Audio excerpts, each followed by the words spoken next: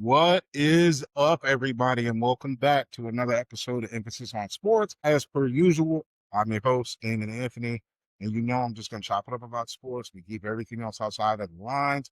Like and subscribe if you're new. If you love to listen to podcasts, we're available just about any place you can stream it. Check it out. Look it up. Emphasis on Sports. Yo, this weekend, fantastic sports week. Fantastic sports weekend. Week 4 in NFL did not disappoint. College football did not disappoint. I love it when when fans rush the field. Big shout out Florida at first Florida State. Virginia ran on that field. Florida State person missing, right? The NBA playoffs. Oh, link. Game 5 tonight. Aces, Fever. I will be checking that out. That should be a hell of a game. Major League Baseball playoffs started today. So this past weekend, there was a lot of people trying to jockey for position, a lot of people trying to make the playoffs, trying to do all those things. Guess what? Wrapped up. It starts today with some really good matchups, and we're going to talk about those. Before we talk about anything else, news of the day, big thing of the day, something I've never seen. Something I've never seen. Visa Collier, MVPhee, call it whatever you want to call it.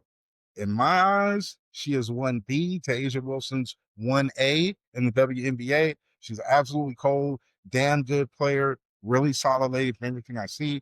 Her and Brianna Stewart put together a new league called Unrivaled that kicked off at the end of the earlier this year, after WNBA season last year, designed to help the ladies make more money and be able to stay home, be with their families instead of having to fly overseas, right? So this is a person that has a lot of love, a lot of respect by the entire league, no matter who you are in the league. She made a statement today, a 4-minute long statement, and she called out names. That is something that your top tier athletes don't do. I was talking about this with someone. This is, to me, when LeBron and Kobe were in the league at the same time, and you knew that these are the top 2 guys in the league. This before Steph popped off. You knew those are the top 2 guys. This is the same as one of them sitting down and calling Adam Silver out by name. Called you out by name, come to the street and talk to me. Nafisa Collier, she's bringing up, it seems like some valid points. It really seems like if this was the conversation, if these are the things that commissioner is saying regarding players, and they should be happy. They should bless. They should be on their knees. Caitlin should this. Caitlin should. Whoa, whoa, whoa. Commissioner, you should be thanking the stars that you actually had good players that care and want to put a good product out there for the fans. Because without the fans, no one's gonna watch. No one's your league will be in shambles. And this speaks for the Caitlin Clarks and the Fisa Colliers, Asia Wilson, Paige Buckets, the whole 9 yards. If you're not taking care of your players, don't expect them to take care of the league. So maybe the commissioner needs to listen to this one. Because with this, when you're having winning coaches and losing coaches talk about the ineptitudes at officiating and the physical play being allowed, you're having the winners and the losers talk about it. You're having players talk about me how away. A lot of people had pointed out that the WNBA doesn't make enough money to pay these players as much as they should. Well, when you sit back and look at these arenas, sold out, a lot of people there. You're on TV all the time now. So the TV deal has changed somewhat because I 4 years ago did not see WNBA nearly as much as I do right now. There has to be something that can be kicked back. Just has to be. Has to be. Maybe you got to listen to your players. Hey, who am I? I'm just a dude in his garage talking to a computer. Maybe I don't know, but maybe those players should be taken care of, right? So big shout out to Nafisa Collier because I didn't see that one coming. And it's very, very rare that a superstar player puts their foot in the ground and goes up against the balls. And she did. Tip of the cap to you. Now, let's talk about NFL week 4, all right?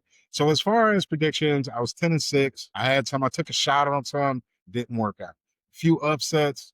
Ah, but it was a hell of a weekend to watch football. So start on Thursday night football. This was a divisional matchup. Seahawks, Cardinals.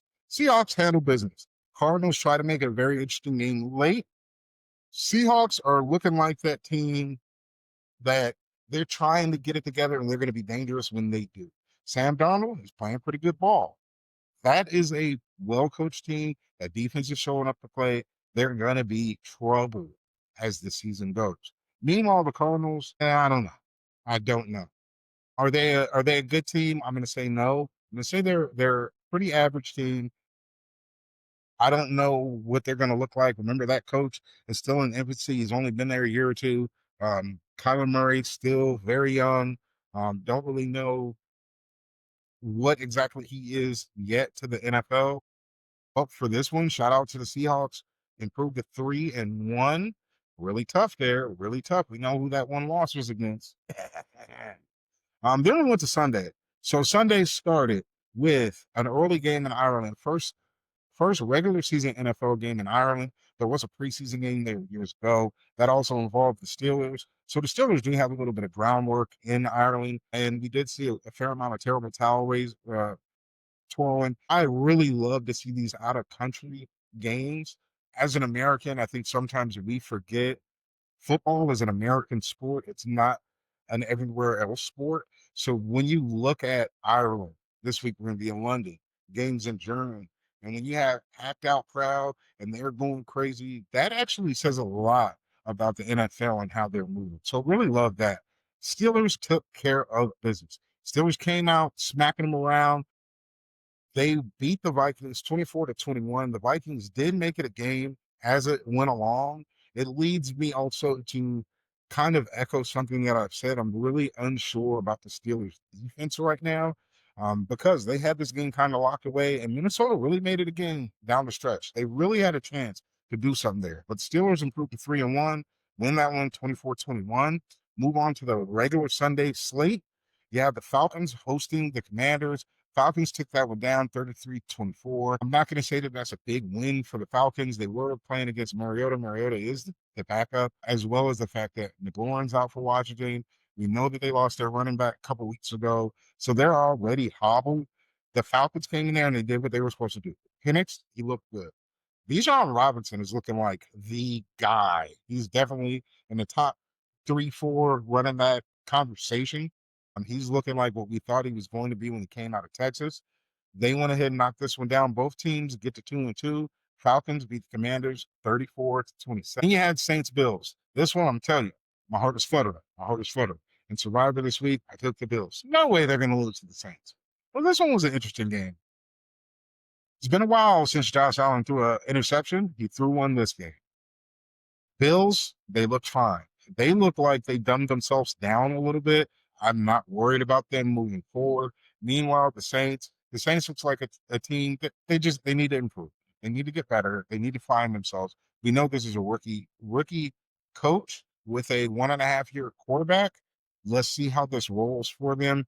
Future may be okay because they don't look like a terrible team. I thought they were going to be a lot worse um, than what they are. They are 0-4, but they're not horrible. Meanwhile, Bills get to 4-0, knock off the Saints 31-19.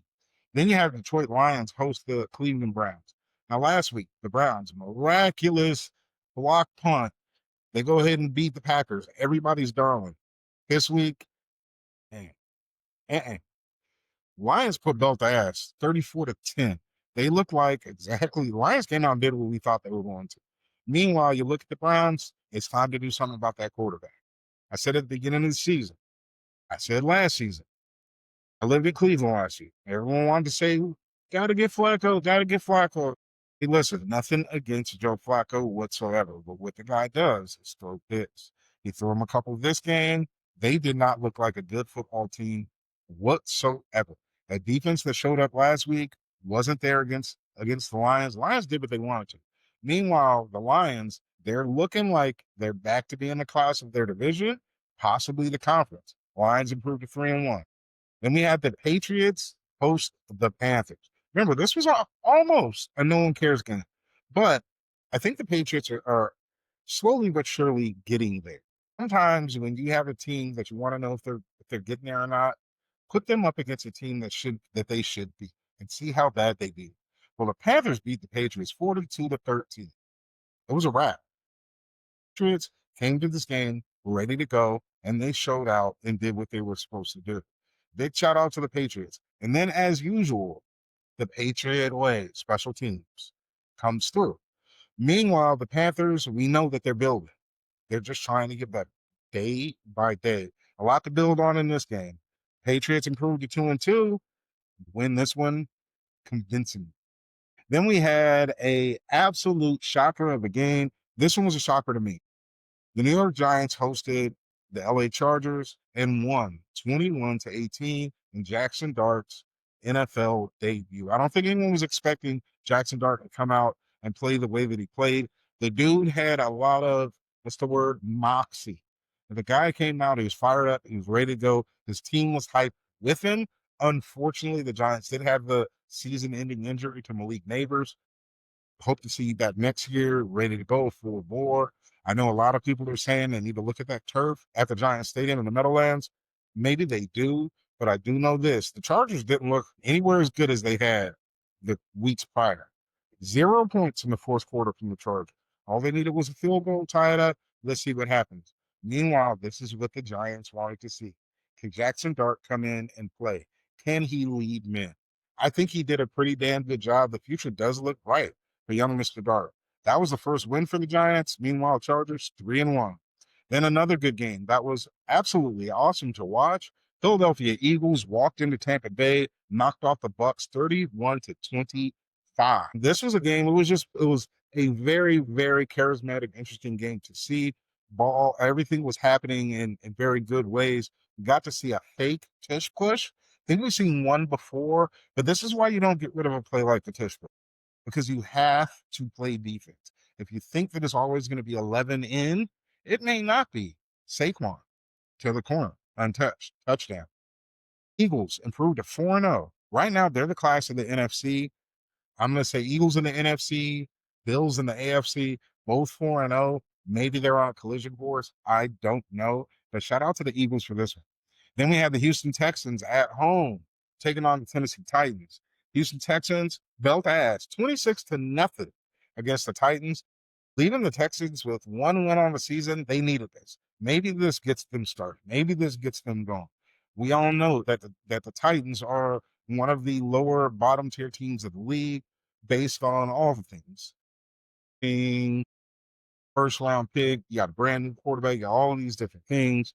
They're not a very good team. Meanwhile, the Texans, I think we want to see, are they actually good? You beat the shit out of the Titans. What are you going to do next week? Great game for the Texans. See you this Sunday. Let's see what happens. Then we had another game. This was another one that brought in 2 3-0 teams. And we really wanted to see, I think, as a football world, are these teams actually with their records in? You had the Indianapolis Colts go into LA and beat the Rams. Now, the Rams knocked them off 27-20, but the Colts could have, should have, would have won this game. First, you have Don Mitchell fumbling the ball out of the end zone, through the end zone, out of the end zone, which results in a touchback that took points off the board. You scored. You got Taylor, Tutty. Let's call that back. You score. I leave this game feeling like the Colts are a lot better than that 20 points that was there. They just have to tinker with some things within their walls. Got to get into these players. Don't celebrate until you cross the goal line. As a matter of fact, cross the goal line, hand the ref the ball, and then do all the celebrating you want. But make sure the touchdown counts. Make sure it counts. Meanwhile, with the Rams, they're looking like the Rams. They're going to put up some good offense. The defense is solid. One thing I will say, we need to start giving Puka Nacua a little more props than he's getting. The dude shows up double digits and catches damn near every week. It almost never fails. There's not that many receivers out there that do that. We give a lot of love to Justin Jefferson. We give a lot of love to Jamar Chase. Puka's been doing this since he got here, and he's still doing it. Let's give a man some love, y'all. Rams moved to 3-1. Then the next game. This is the one. It breaks my heart. Jacksonville Jaguars walk into Santa Clara, knock off the 49ers 26-21. Listen, the Jags, they did what they're supposed to do. They turned the 49ers over 4 times. Some of those turnovers, 49ers, you got to do better. But the Jags capitalize off it. That's what you're supposed to do. That is what you're supposed to do. 49er defense looks still really great. They've been left in some tough situations. Special teams kind of let the 49ers down a little bit, but this was also the return of Brock Purdy. To me, Brock Purdy, he looked just fine as a quarterback. He's selling the ball just a little bit, but we're not talking about him if there's not the drops, if there's not the bobbles with interceptions. We're not even talking about Brock's game. So he was fine. He did just fine. We got to tighten up the drops, and we got to tighten up special teams play. That's just what has to happen. Now, one thing I do want to talk about with this game, because it was just hilarious. And Cohen, leave Robert Saleh alone. Leave him alone. Saleh will smash you into the ground. Just stop. Stop. Keep my name out your mouth. You could have said that before the game. You could have said that in a press conference before. But you want to wait until the game is decided. When you won the game, now you're going to talk trash. Would you have said that if you lost? I don't think so. I digress. Shout out to the Jags, moved to 3-1. 49ers also in 3-1. Niners still in first place in the division. Moving on. Another game of the week. There are multiple games of the week. That's why this was such a fun weekend for sports. In the NFL, you got games of the week left and right. We still got one after this. Yeah, the Baltimore Ravens going to Kansas City. This one, we all were expecting Baltimore to walk in there, punch the Chiefs in the mouth, leave out of there with a victory, especially since the Chiefs really haven't looked that good. They hobbled into this game 1-2. Well, they left 2-2. Chiefs won this game 37-20 and looked fantastic doing it. They looked just fine from start to finish. Meanwhile, Baltimore offense, so-so. Defense, damn near non-existent. And that's crazy to me. Baltimore has always hung their hat on two things: the run game, the defense. Neither one of them are looking great at this point. Let's work on that. Got to do something about that. Baltimore, got to get better. Plain and simple, got to get better. Also saw Lamar Jackson go down with a hammy. We really don't know what that means yet. Is he out for extended period of time or not? Hopefully not. But all of this says Baltimore needs a little bit of help. Meanwhile, the Chiefs are who we thought they were. Anyone that's worried about the Chiefs not riding the ship didn't pay attention to the Patriots with Tom Brady, didn't pay attention to the Niners with Joe Montana. Those are teams that figure out how to win. They'll be fine. They can lose a couple games here or there, and they'll be there at the end, waiting and playing great football. Then we had the Bears, go into Vegas and knock off the Raiders. This was a game the Raiders definitely should have won. They botched at the end, but the Bears capitalized and did their thing. We finally got to see Ashton Genty play how he plays. Let's put a muzzle on Chip Kelly and let his players play. They call it, I think, the Halloween stance, where he just kind of stands in the background and goes crazy. Why would you change that? That is what brought him to the NFL. I'm glad to see the Raiders let the man play. Meanwhile, on the Bears side, they're looking like a team. Not a great team, not a bad team. They're looking like a team that can play together, and they're looking like a team that's understanding what Ben Johnson is asking for them. Now, they have a lot of talent on that team. So as the season goes, they could be some trouble for some people. Bears make it a 2-2, Raiders 1-3. Then the Sunday night football game. Now this one, I already had like a small chuckle because because I'm a Niner fan, it's Cowboys, it's the Packers. We do well against them in the playoffs, especially recent. It's the truth. But this game, Packers walk in, coming off a terrible loss last week to the Browns. Offense didn't look that great. Defense looked outstanding, but it's the Browns. You got the Cowboys. Offense has looked superb. Defense, terrible all year. Of course, this one's going to end up in a tie. 40-40, first tie of the year. And it still amazes me how many players do not know that games can end in ties. I don't understand how these teams don't talk to their players about any possible situation that can arise. Anyone. We got to do this so we don't end in a tie. How have they not heard this? Games ending in ties have been around for a very long time. I've been watching football for a long time. Do these players pay attention? I don't know. But Cowboys defense does not look good. Meanwhile, Dak, still impressive. Dak's out there holding him down, doing what he's supposed to do. He's getting a good rapport with George Pickens. And when CeeDee Lamb comes back, they'll probably drop 30 points a game, maybe more, mostly because their defense can't stop anything. Green Bay, as well as they looked for the first couple of weeks, especially on the defensive side, you still gave up a 40, but still gave up 40. On offense, you look just fine. But for both of these teams, when you're giving up 40, that's not a good look. This one ends in a tie. Ends in a tie. Love it. 40-40. Moving on to Monday night. Neither one of these Monday night football games were worth a damn. I'm just going to say it how it is. First game was the Jets at the Dolphins. This was my no one cares game of the week. No one cares. Only reason people care about this game is, unfortunately, Tyreek Hill hurt, dislocated his knee, pulled some ligaments. He's done for the year. That was the big part of this game. Other than that, who cares about these teams? Dolphins go to 1-3, Jets go to 0-4. No one cares. No one cares. We ended Monday Night Football in week 4 with the Broncos hosting the Bengals. Broncos beat the living shit out of the Bengals, 28-3. Right now, it to me looks like it's time for the Bengals. Just go ahead and fold it up. You're going to get one of the top picks next year. You're terrible. This is a team full of talent. Probably the best 1-2 punch ever seen. And then an outstanding back in the backfield. Nobody eats. Nobody can do anything with this team. Meanwhile, the Broncos are chugging along, chugging along. I said before, I think Sean Payton found his guy in Bo Nix. They have a ton of talent. That defense is playing very well. They're going to be a team that's going to challenge the Chargers and the Chiefs in the AFC West. So yeah, AFC West, I think, is going to produce 3 playoff teams. And I love to see it. Absolutely love to see it. On to college football. College football was great this weekend. It was great. You have Virginia upsetting Florida State, rush the field. I hope they found that young man from Florida State because he disappeared when the fans came over the thing, right?